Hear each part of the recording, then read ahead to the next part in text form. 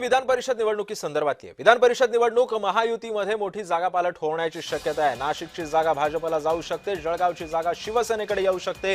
नाशिकच्या जागेसाठी भाजपची जोरदार फिल्डिंग सुरू आहे। कुंभमेळा मंत्री गिरीश महाजन या बदलांना अनुकूल असल्याची चर्चा सध्या त्यांनी सांगितलेली आहे। गणेश गीते, निलेश बोरा यांच्या नावाची सुद्धा चर्चा आहे। शिवसेनेकडून नरेंद्र दराडे, अंजुम कांदे, अजय बोरस्ते हे सुद्धा इच्छुक आहेत।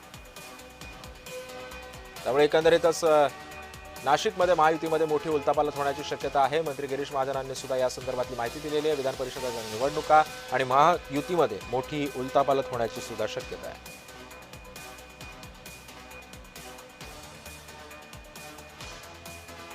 सध्या महायुतीमध्ये जोरदार रस्सीखेच सुद्धा आपल्याला या ठिकाणी पाहायला मिळत होती। जागांच्या मुद्द्यावरून अनेक जण